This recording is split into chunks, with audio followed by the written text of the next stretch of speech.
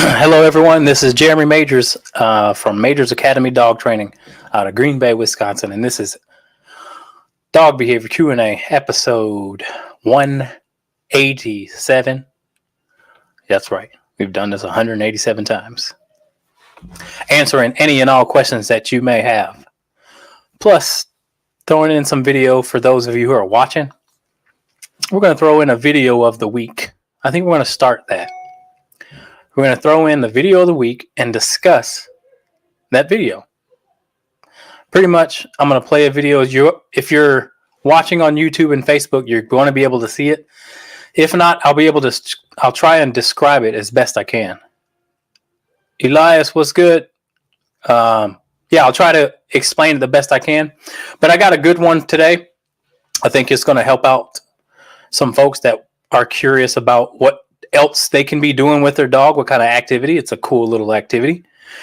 And it's fun because, especially if your dog has a good nose and is a busy, has a busy temperament or a working temperament, I want to show you a video, and then I want to explain what's going on. So we're here live on Facebook, YouTube, and catch all of my past podcasts on Spotify, Apple Podcast, Google Podcast, and a few others. So without further ado, let's check to see if we got some questions first and foremost, and we're going to get rolling. I oftentimes get a lot of people who ask me what else to do. What can we do with our dog, especially during the winter months? But this video, I'm going to show you this activity that I'm going to show you. You can do in the winter, and you can do in the obviously in the spring as well. You're going to use the most powerful tool that the dog has. It's the first tool that they're able to use, and it's the last tool. This tool never. They never lose it. I've never heard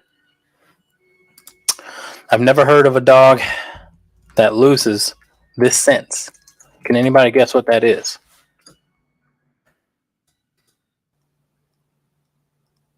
Uh-oh. Let me just log into Facebook here.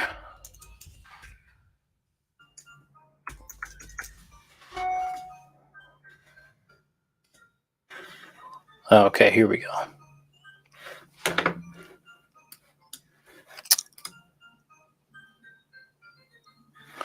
All right. Smell, Melissa says. Absolutely correct. Smell. They don't lose the smell ever. They'll lose the sight, they'll lose their hearing. I don't know if a dog can lose their taste, but they will never lose smell. All right. So, without further ado, we might as well watch that video. Let's see if I can pull it over. Video file. Okay. Where do I find that? Recents. Right here. Hi, Mandy. All right, guys. This is the activity. It's called tracking. So here I am with my my little pitty, and that flag represents the starting point. And so what you do is we use the human scent. So when I'm teaching my dogs this, what I'll do is I'll put footprints down, and then I'll put a treat in each footstep. And you can literally just kind of stomp. You don't have to stomp hard, but you can kind of just stomp like you're walking. And let your dog associate your smell with the treat that you put in your footstep.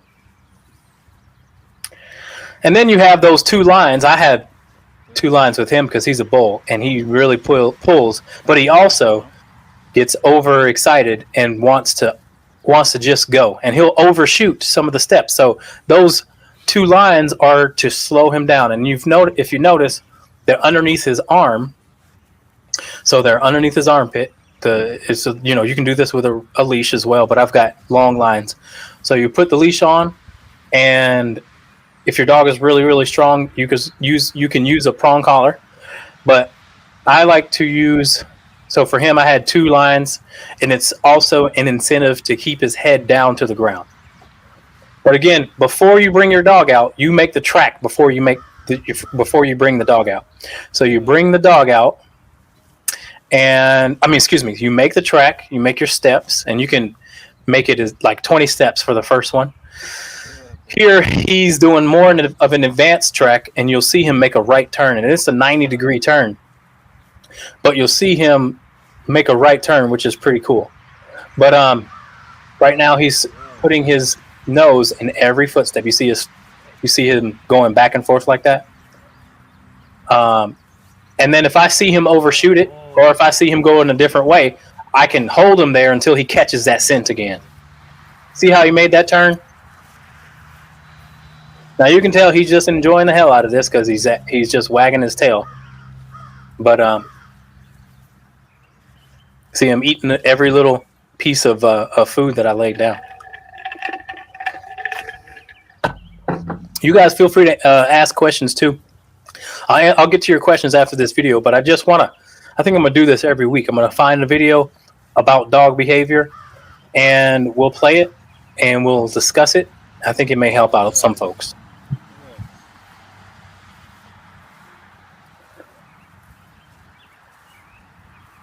This is something I learned from my mentor a long time ago. It's a very cool skill. It's just ground tracking, but again, if you have a high drive dog, man, it is worth it to teach him this. It's fun. It's just a fun. He used to do this for a meal, so his breakfast would be at the end of the track. And see, he kind of got distracted there. I want to keep him focused on the track. But no, man, it's fun. Obviously, you see him enjoying himself doing it, and it's pretty cool. What eventually ends up happening is the treats end up going away, and then he just follows your treat. He follows your footsteps. So you wean off of putting treats in every step. You put them in every other, or you just randomize it. But now the dog knows that to get to that treat, he has to follow that specific scent. And it's good to do it in the morning because the moisture helps the scent hold. But when you're doing this stuff in competition, the scent, they age the tracks. So the track layer will lay a track, and then we'll wait a certain amount of time before your dog gets to work the track. And yeah, it's pretty fun.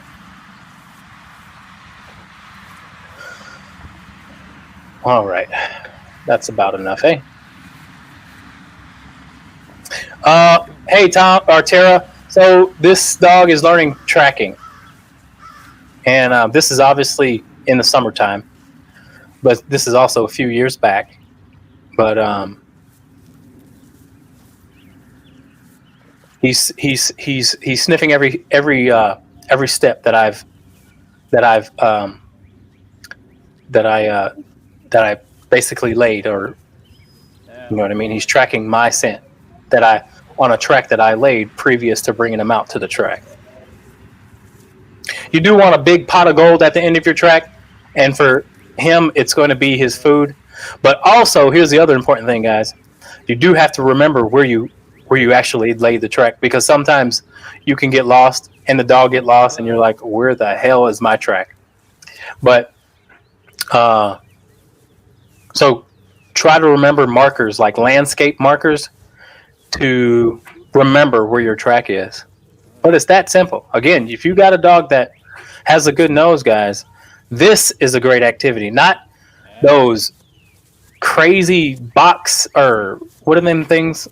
Those things you can buy at Petco, hides treats. That's just crazy. I mean, that's just. There, he found his pot of gold.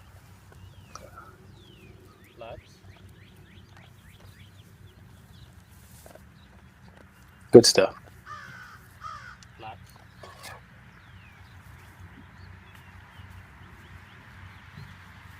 He's like, leave me alone. I just want to eat.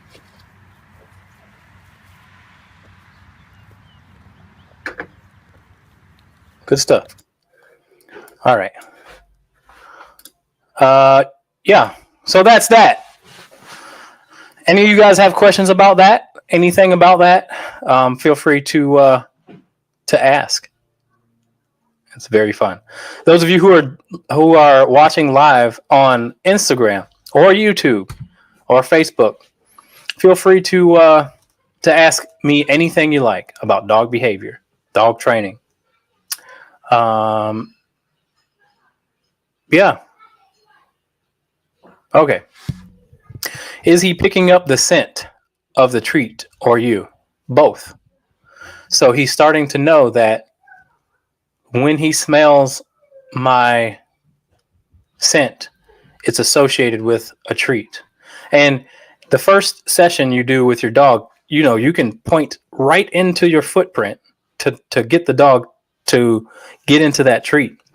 He's probably had about 3 or 4 tracks under his belt, which is why eventually you move further and further down the line. So eventually you want to be at least 30 feet away from him, because that's just what competition standards are. But deer tracking dogs do the same thing, or deer tracking handlers do the same thing.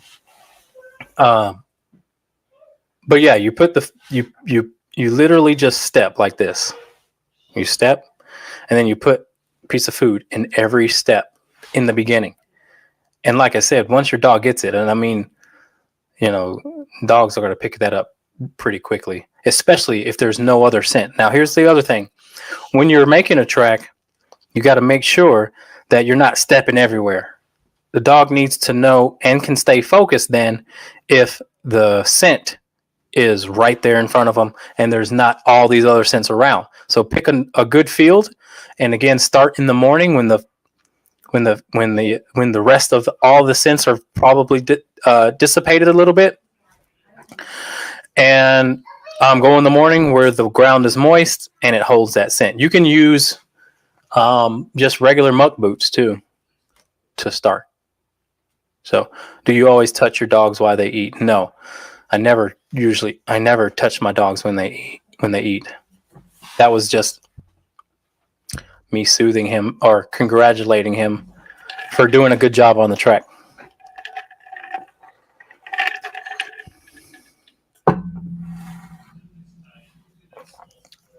Thank you, Mandy. I appreciate that. Small dog syndrome. Oh, hold on. Let me highlight this up because this is kind of cool. Okay, small dog syndrome in a senior dog. Is there a way to correct this? When did it start? Did it start when he was a senior dog, or has he kind of always had small dog syndrome? Let me know. I missed it. Were you barefoot? I was not barefoot. I often do those barefoot, so that's funny that you ask. But I wasn't that day. Yeah.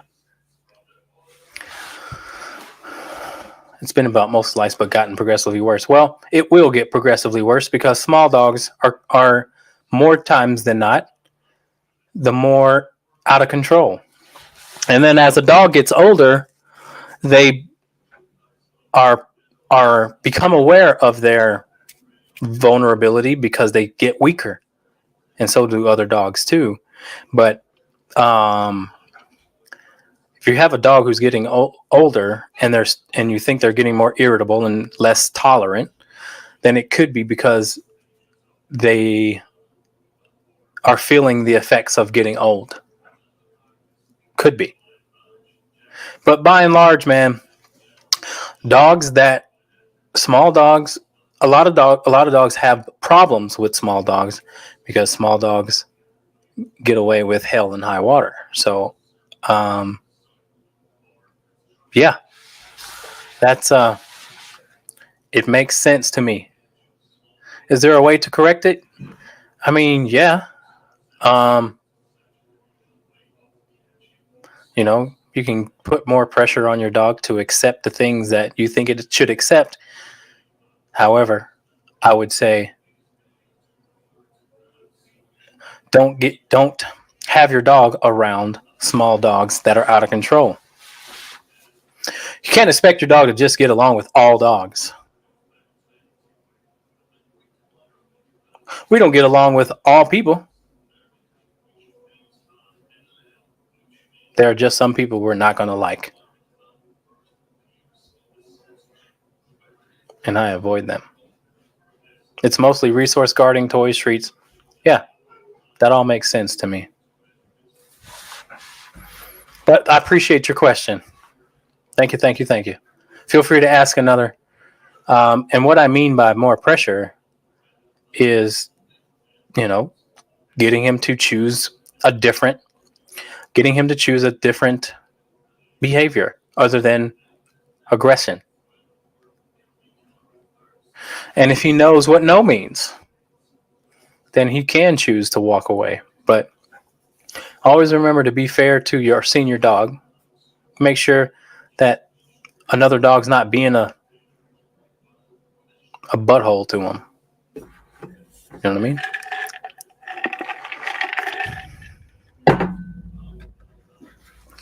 Okay. I appreciate your question. Feel free to ask another. Let's keep it moving. Okay, Christian says, so I muzzled Major and let him make his own decisions. The two men he sees daily. He would have nipped both of them, but he didn't.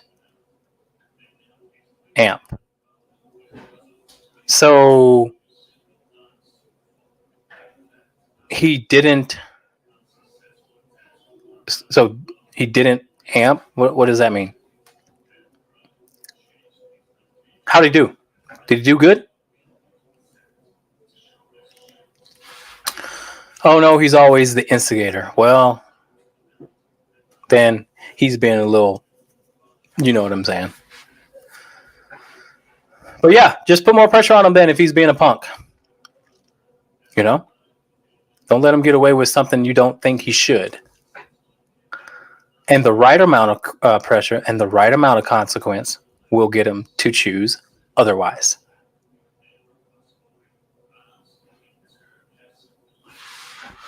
Normally, he would get to amp, like raise his hackles and lunge, but he did well. Okay. Yeah, that's what we were talking about last time, man. I mean, I really think there comes to a point where dogs do need more of a choice, but hey, not most of them. I'm talking about after training. I'm talking about after your dog has been through training, then and then a month after training, 2 months after training, then we can give the dog more freedom of choice as far as what's he going to choose, because again, I run into tons of people. He's down to 117. What was he up from? Holy smokes. That's big. That's a lab.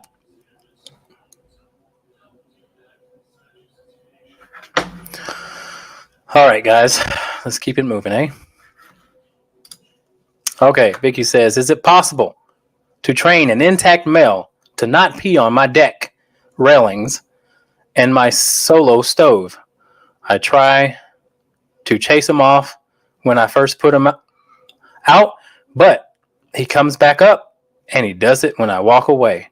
Woo, I bet that makes you fired up. I know that'd make me fired up. Oh, man. Yes, you can absolutely do that. So there's a couple of things. Again, increase your consequence. Just chasing him isn't obviously working. So time to do something a little bit different. There are sort of electronic fence kind of gadgets that you can use if you really want to take, the physical effort from you out of it. So you can literally set up a station where he can't go, sort of like a perimeter. And if he has that collar on, he will not be able to go near wherever you don't want him to. It might be a little tricky if you have, if you have to let him out off the deck and then to tell him not to go back. But you know your situation better than me. The other thing you can do is put an e-collar on him and get him to respect what no means. So if he goes over there at all, you can press the button and tell him to get the hell on that way. Just again, same thing, same sort of philosophy as the electronic fence. Here's the other thing. And I want my dogs to pee and poop in a certain area in my yard. But in order to do that, I have to put the leash on in the beginning and take him there for the first week. I take him there every time we go out. So he knows that's where he pees. If he gets away with peeing somewhere, then it's going to take a little bit longer for him to not do it or not want to do it because he knows that's a good place to go. So if you can put him on leash, take him to the area you want, and those of you who don't want your dogs to pee in your flower bed or garden or anything like that, this is the same protocol. Take your dog where you want them to pee and poop. And then, yes, you can get on to their case if they decide to deviate, but take them where you want them to go pee and poop for a while, and they'll go there after the right amount of time. All right, Vicky, I appreciate your question. Hopefully that helps, and feel free to ask another. You guys are not just subject to one question. Ask as many as you like. All right, Sue says, 2 German Shepherd household here. Husband and I disagree on training. Well, this is going to be fun. So I have 2 beggars on my hand, 2 overweight dogs on my hands. Any ideas on how to train the husband? Train the husband to do what?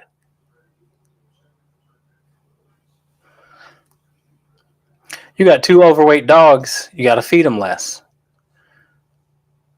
And if you've got beggars, stop giving them what they're begging for.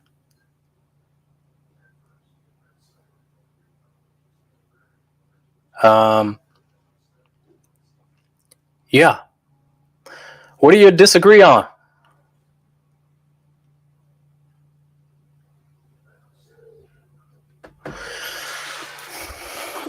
Yeah, you create a beggar if you give them what they want when they want it. There's a lot of people who give their dogs treats throughout the day or same time every day. And they just give them treats just to give it to them.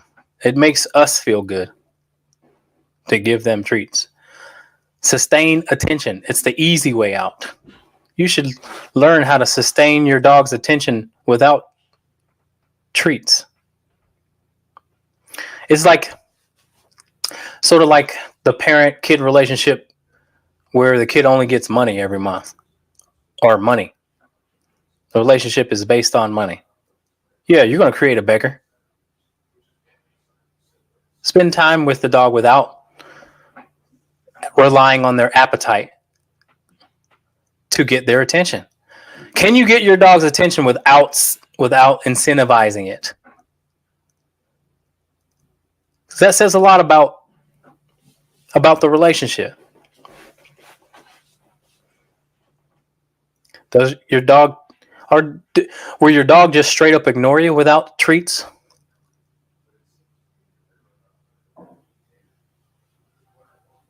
Or is the only way you can get their attention is by grabbing that treat bag? That's not good.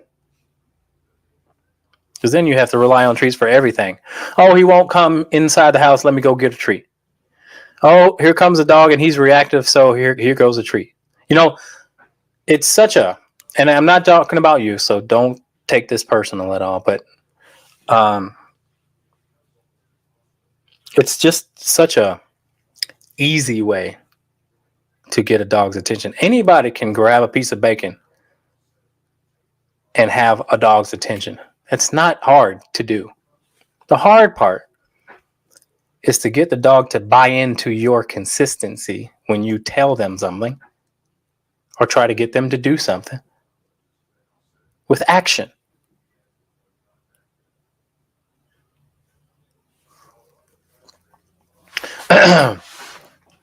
He's the one spoiling them. Oh, Lord.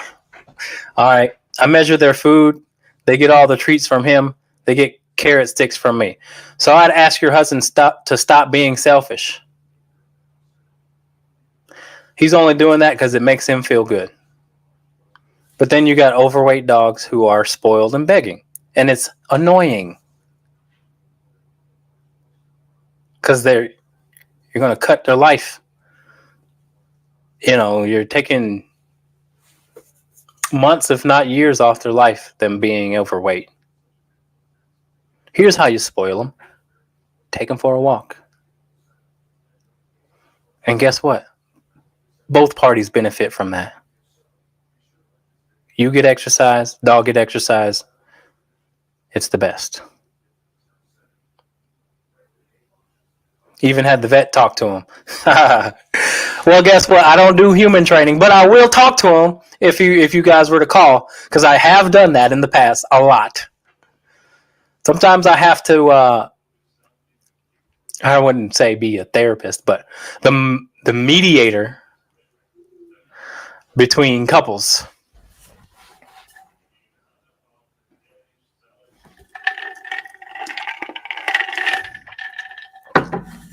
Yeah. Now that's tough to deal with. Both you guys should, sort of be on the same page in regards to how the animals are treated. Yeah.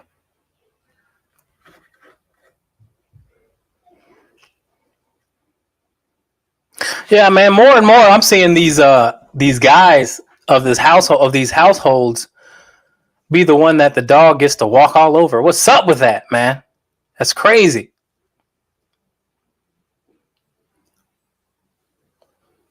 It's just a pattern that I pick up from all the conversations that I have.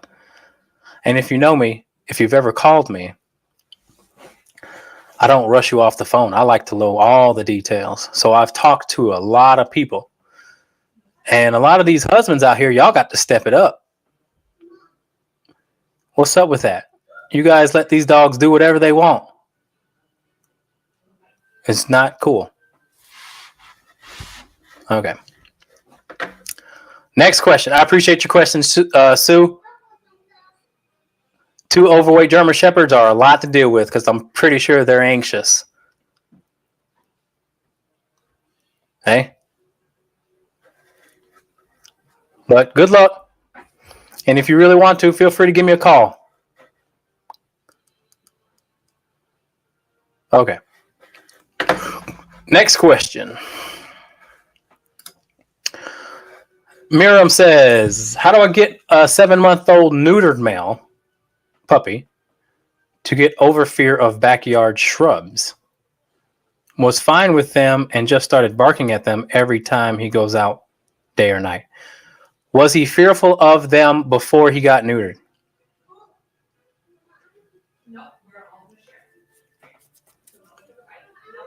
And what kind of puppy are you dealing with? What's the breed?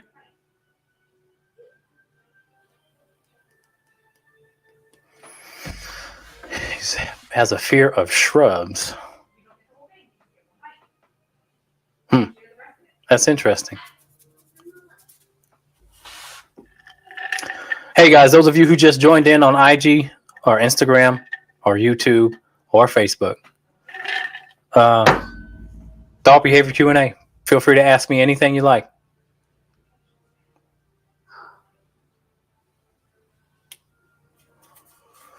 Okay.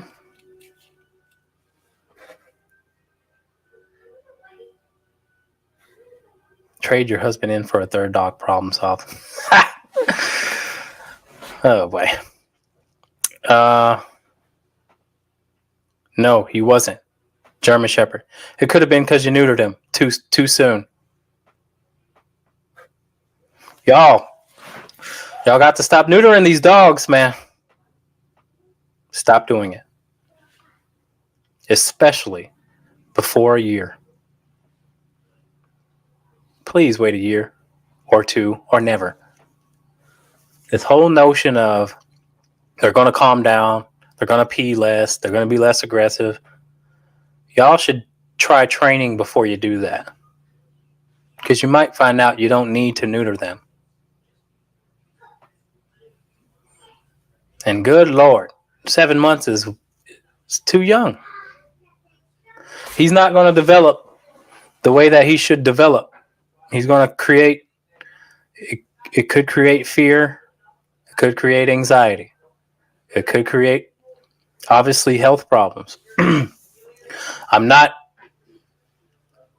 a veterinarian, but hell, some of these vets out here be telling you to neuter your dog, whatever, blah, blah, blah.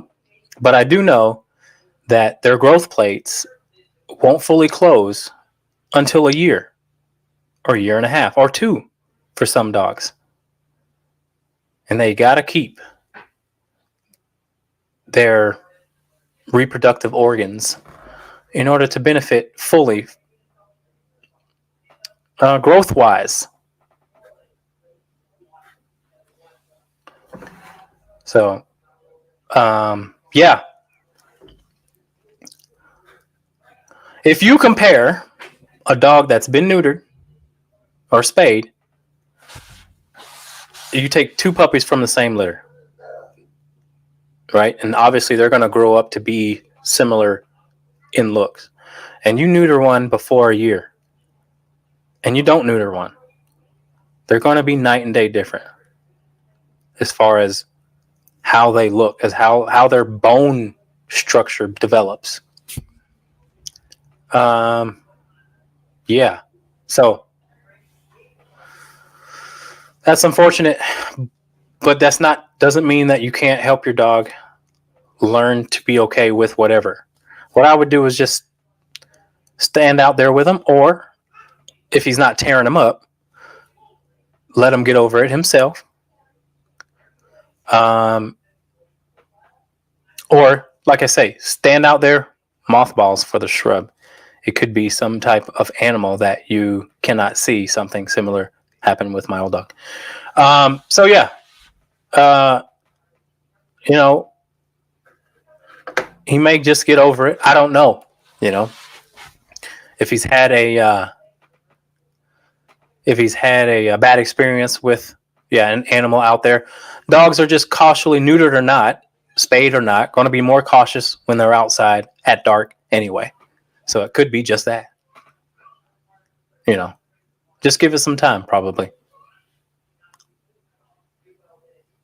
All right. Okay. All right. Angela says it's aggravating to see owners beg for their dog's attention at the vet clinic with treats. It never works. There's no respect from the dog to their owner in those situations. Yeah, there's no reason for them to respect the owner, because again, we're relying on something that is superficial. Treats go away, and you don't always have them.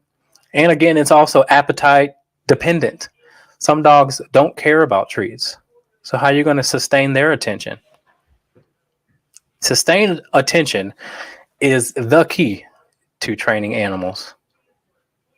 Sustained attention. How you get there is it's a little bit tricky, but you got to learn how to be. Everyone's soft. So there's not a lot of people who don't have a hard time being giving, soft, loving. But then when the dog gets enough of that, they'll just get tired of it. They'll get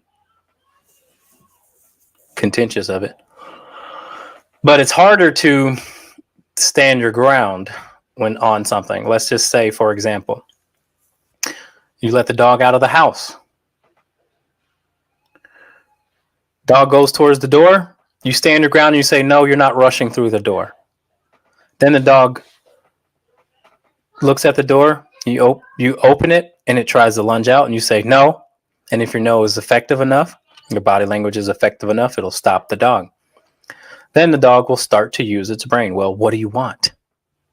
If you stand your ground long enough. But you do have to convince the dog that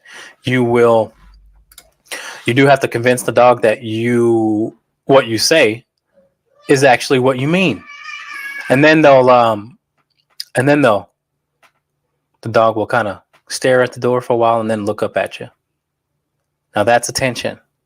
And then that's when you give the dog the good job, good boy.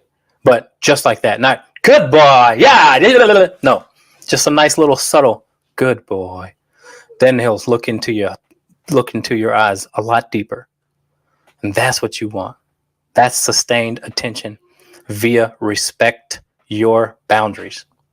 I don't want you rushing out of the door. And then the dog gets to a point where it goes, well, what do you want? Oh, now, well, okay.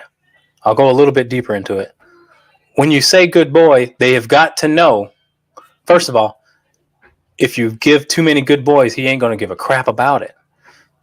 But if you use it selectively, then they'll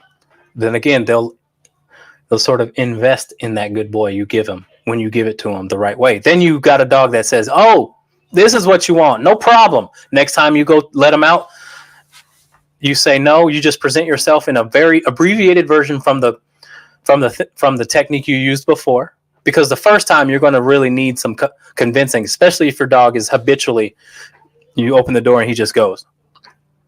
So now you stand your ground. The second time around, you only have to do it half the effort, especially if you actually were successful.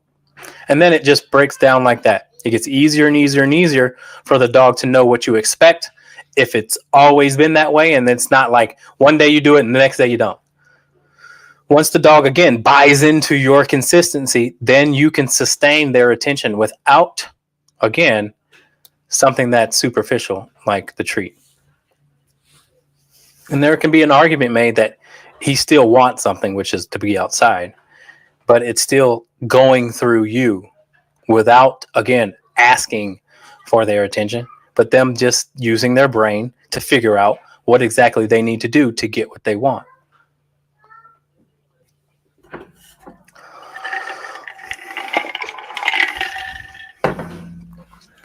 Okay. Sorry, Miriam. I hope that wasn't too tough of a response to see or to hear. But folks out there, do not neuter a puppy, please. All right. Jennifer says, give hubby a small container with a few treats for the day. That is all he's allowed to give them for the day. That's a good practice. All right. What breed would you suggest for after losing a dog and the owner in a wheelchair? Also, best age suggestion. What breed? Italian Greyhound. Italian Greyhound, and you can look up at a rescue, but a senior dog probably, hey? And then if you go the senior dog way, you can probably expand your breeds. All companion breeds. You know? There are dogs that fall under the companion breed category. Pick one of those. There's King Charles Cavalier. No terriers. You can find an old French bulldog. That'd be good. Yeah, I don't know. Things like that. All right. Appreciate your question, Whitney.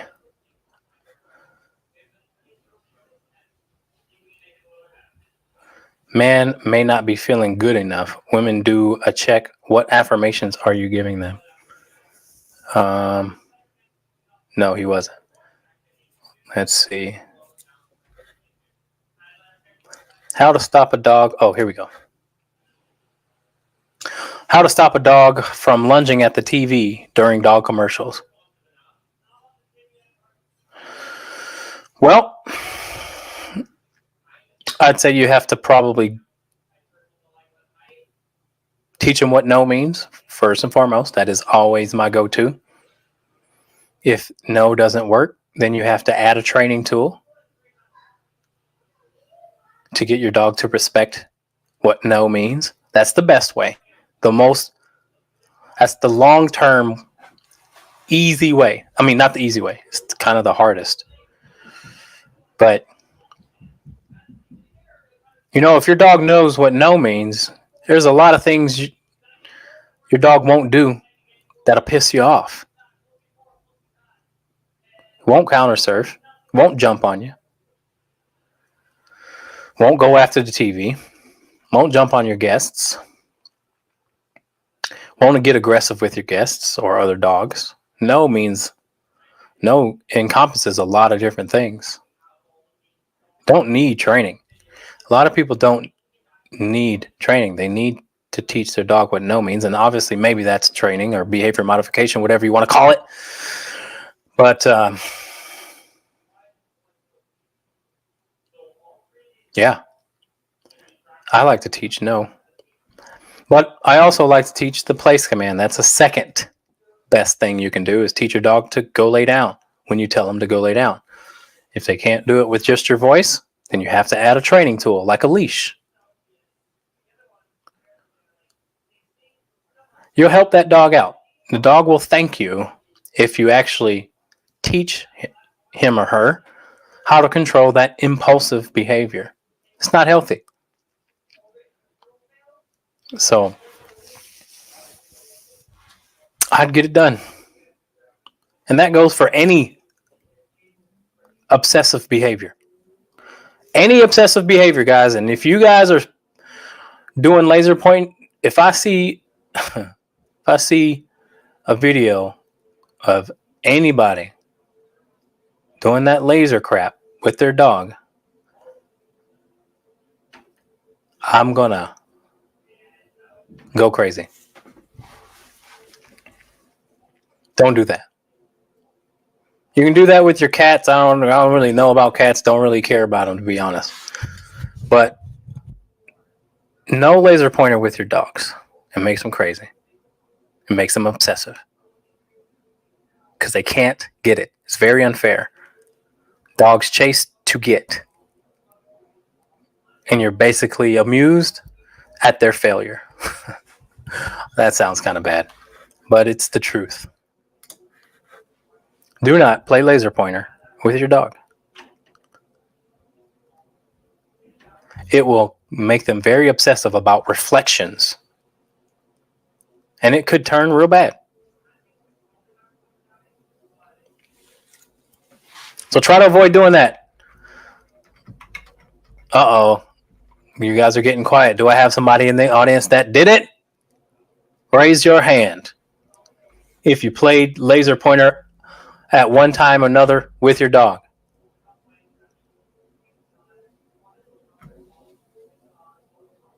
Guilty. And my dog became obsessive as hell of lights.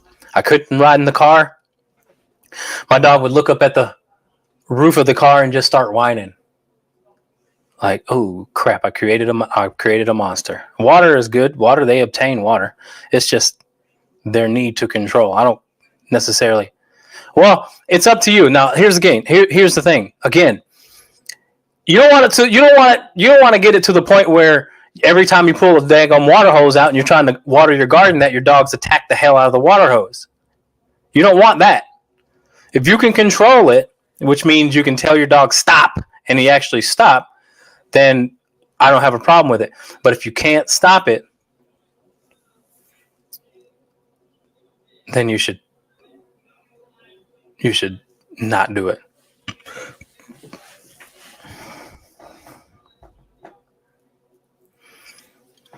Yeah, water hoses. It's a fun way to get their energy out, I suppose. Yeah, your dog goes crazy with a water hose. So yeah, I mean, I would. That's obsessive to me. And again, I would stop it. I think it's our responsibility as dog owners to step in to any obsessive behavior, no matter what it is. No matter what it is.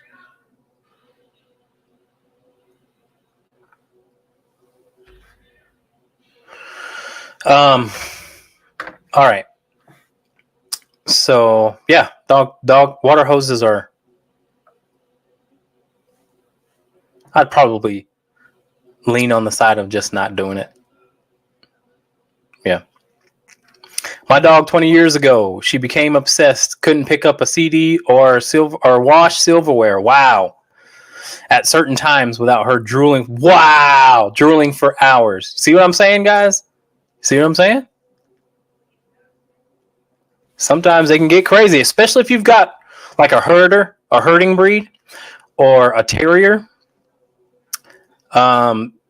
Those dogs that really like to chase and they really like to be in control.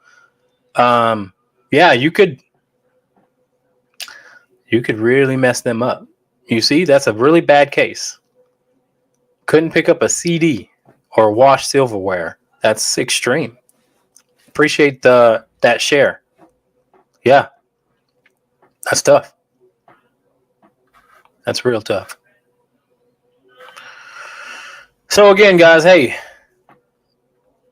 try some tracking, man.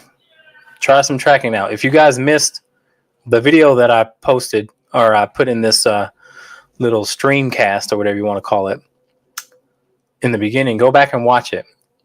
It's a great activity to do with your dog, and it will get them tired because they have to use that brain, that hunting instinct, blah, blah, blah, blah, blah. It taps into who they are, and it's a great activity for both dog and owner. And you don't have to be perfect. Your dog's going to get it. It's not easy. I mean, it's not hard to get your dog to find treats. I mean, dog's got a nose, and if it's food driven, it's going to do what it takes to find that treat. You know what I mean? And then you just praise the dog when it does really well, or when it does what you want, and it'll pick up, oh, that felt good, and I got a treat, and I got some praise. All right, I'm going to keep doing it. So tracking is really fun, really, really fun. In fact, I may teach my Golden how to do deer tracking. I got some people who say, I've talked to some people about it, and they say, oh no, you don't want your pheasant hunter to because she's a pheasant hunter first and foremost, upland, whatever you want to call it. But then if you teach your upland dog how to train, or how to track deer, then you run the risk of the dog tracking a deer and not pheasant. So that's the pushback that I've gotten. But I know from my working dog days that you can train your dog to find pheasants if you just give them the command to find pheasants, and they should be looking for pheasants and nothing else, because you can teach a dog how to scent discriminate. Again, when you're working with like police canine dogs, they have to learn what to find based on what you say, and nothing else. Even though if they've been trained to find the other objects.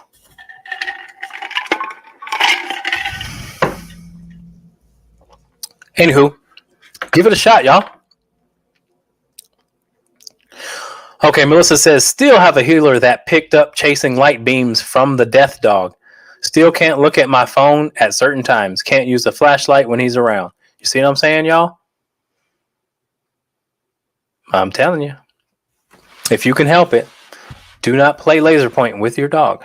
It will make them crazy about lights that they have to chase. And again, it's unfair because they can never obtain it. And, you know, if they're hunters, they want to catch. And they should be able to catch what they're chasing. You don't throw a ball and then, not allow them to get it. That'd be bad. They get it. And that's what makes them happy. So you almost create a dog who just becomes so obsessed of trying to get what they haven't yet got ever. And they never get it.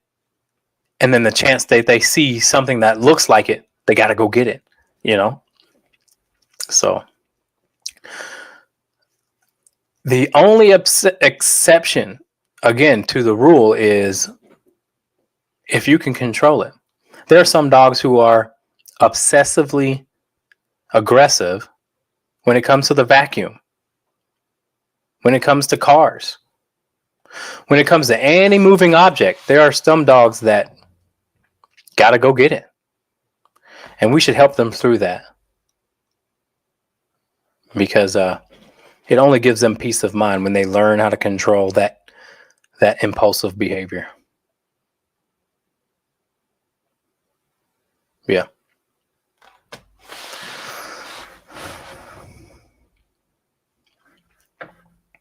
Okay, Jan says, when I fill up pool in summer, when Golden's in the house, glad. I found out the water hoses are bad to cause that craziness. Yeah, it will definitely cause some unwanted behavior. All right, those of you who just joined in on Instagram, YouTube, and Facebook, feel free to ask as many questions as you like. You're not subject to just one. Anything you want to ask. We've got about 8 minutes left, so you guys, type in those questions if you got, or if you just want me to talk about a certain subject that you feel you want me to talk about, anything, it doesn't matter. We're in a time where I feel that dogs are worse today than they were when I was growing up. And I'm not that old, but one thing's changed for sure. A lot more dogs are in the house. When I was coming up, it wasn't out of the ordinary to keep your dog in the garage, especially when they were younger. Do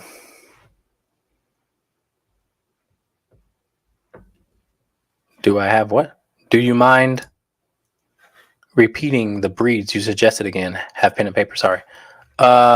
Sure. I said French Bulldog or any companion breed. So just look up companion breeds and pick. But the one that I love, that I think I would get when I'm older, is an Italian Greyhound. I know that they have to run, but you can find some that are just super, super chill. You know what I mean?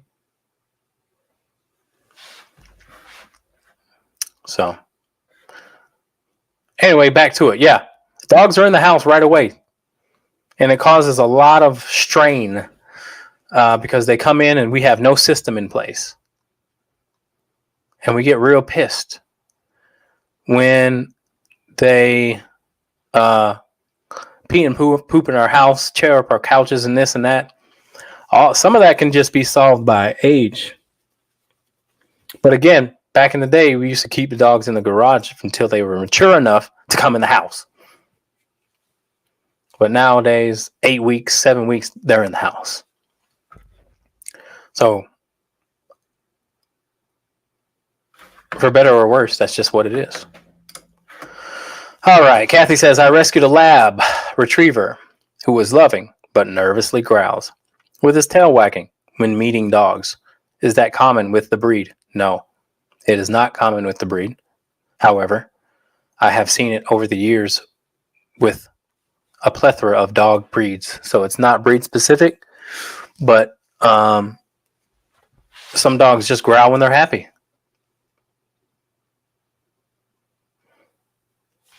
But you said nervously growls. And growling is a sign of nervousness. And tail wagging isn't necessarily a sign of happiness. It just depends on the dog.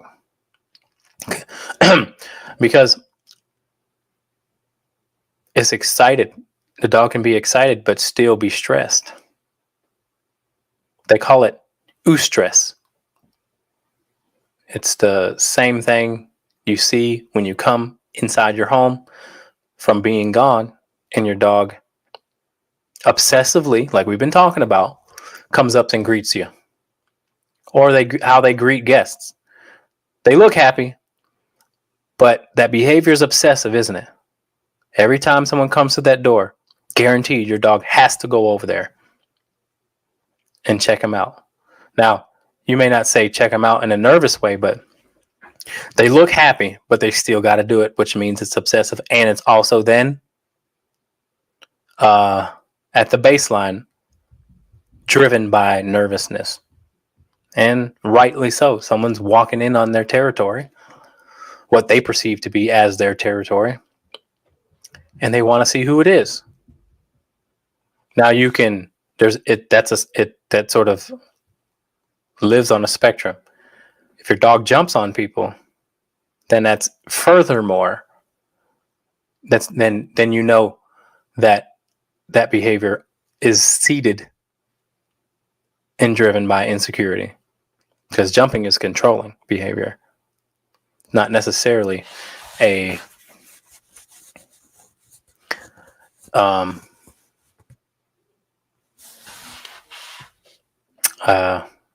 not necessarily a happy behavior.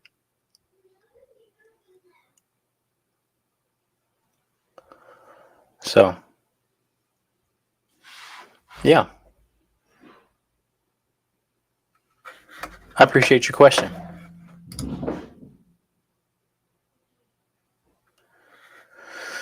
All right. Next question from Katrina. Any tips on keeping dogs from eating Legos and other random things they find? Yeah, pick them up as best you can. Watch them. Tell them no when they do it. My golden retriever will not play with my kids' toys, but I don't really give her toys. I don't really give my dogs toys. So I don't really have to teach them not to play with toys, because they don't even know that they can play with them. But Lego's not even a toy. It's just something that they think is food. Yeah, you got to have a good leave it command, a good out command, a good no command. Those are the things you need to sharpen up on. And obviously then supervision as well. And you can even set it up. Put some Legos on the floor, and then give the dog the right amount of consequence, or the right consequence, to get the dog to walk away from the Lego. Like, treat the Legos like they're yours, right? And eventually he'll get it. All right. Hope that helps. Appreciate your question. Feel free to ask another. You're welcome, Kathy. All right, you guys. Well, any last little questions? Because we got one more. I give my dogs the pineapple top as a toy. They love it. That's a cool idea. That's a pretty cool idea. So, treats for me. Oh, we just got a big question in. Hold on. Here we go. All right, Pat, here we go. I just rescued a 1.5-year-old German Shepherd Husky mix. Year-and-a-half-old Shepherd Husky mix. I've had them 1 week. How much do I train at one time? I feel like I'm getting overwhelmed trying to train everything at one time. Heel, sit, stay, down, no, quiet, etc., etc. Note, he's doing well, just worried I'm throwing too much at him, both of us in a short period of time. He was extremely food motivated, but was manipulating me for treats. So I stopped that. You see what I'm saying? Who asked that question earlier? Yeah. If you got your dogs begging for treats, they're training you, because they know if they're pushy enough, they're going to get what they want. So they train you. Okay. So you've had them 1 week. Let's see. What do I expect the dog to do at 1 week? No jumping. No barking. Heel.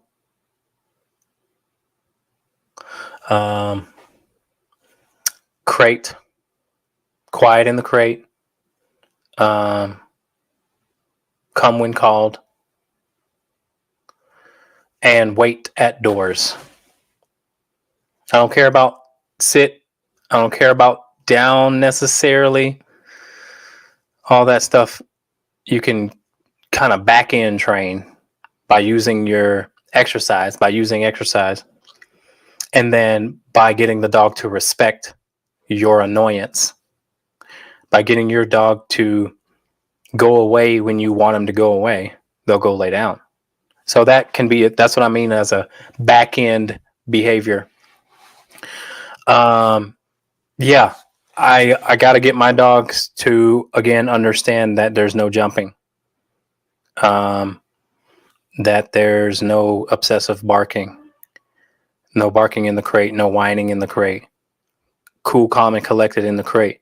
You earn your freedom in the house. You don't just get it. And obviously no furniture and anything like that. A lot of rules at first, and then you peel away those rules as they respect those rules.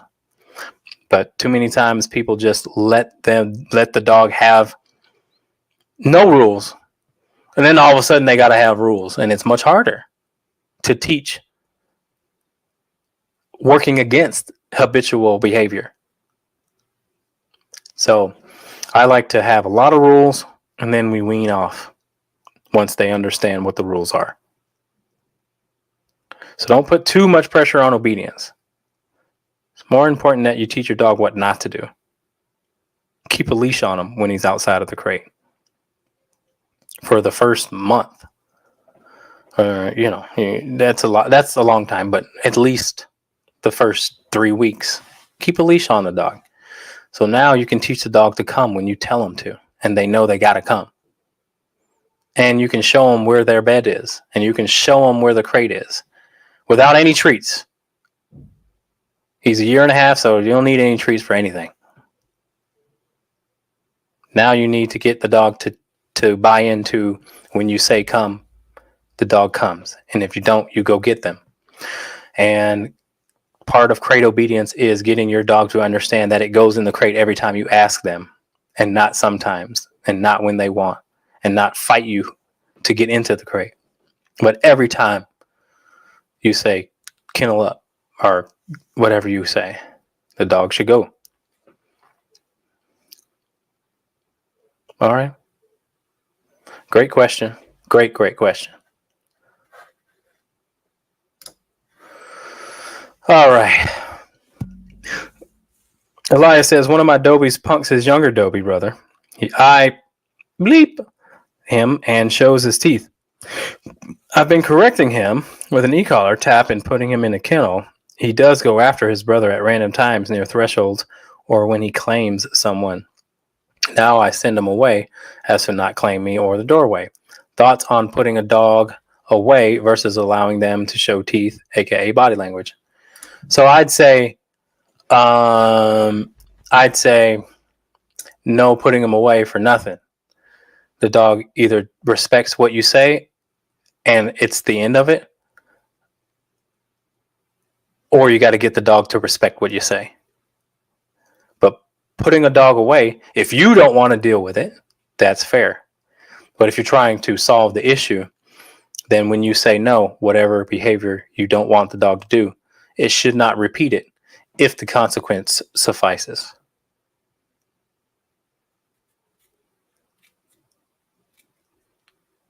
because your dog can learn to deal with the doorway issue and the resource guarding people issue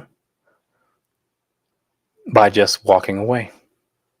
Those are two simple behaviors that you can from me for his behavior. If it's for you, like I say, I'm with you, because sometimes you need a break too from, being so, like,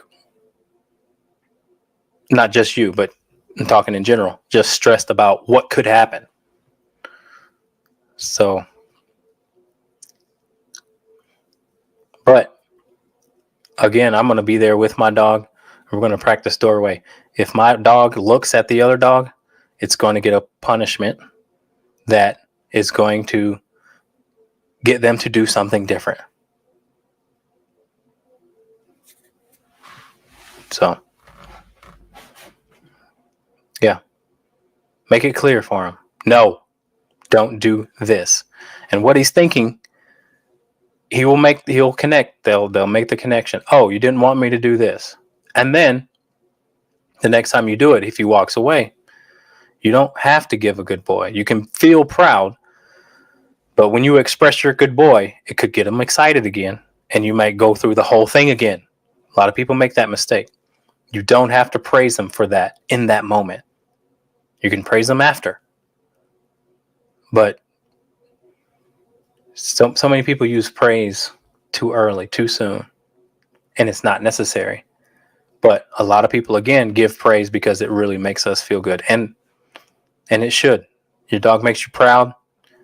You want to have the self-control enough to say, okay. My major thought was stopping his body language to his brother as dig language. Yeah. That behavior leads to something bad. You can stop the thought. You don't have to catch the action. Actually, that's very dangerous. So you intervene at the thought, and that'll help it out. Because I don't have to get a dog to be aggressive with me to fix the aggression.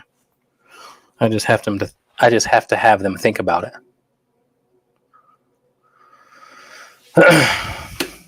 All right, guys. Hey, this has been great. Thank you guys for all these questions, man. I really appreciate it. Yeah. So if this helps you out at all, please give me a like, a thumbs up, a subscribe wherever you're watching, whatever it may be. I really appreciate it. These are going down every Thursday, so come with your questions next week if you like. And we'll be here same time, guys. All right? All right, y'all. Take care, and God bless. Bye-bye.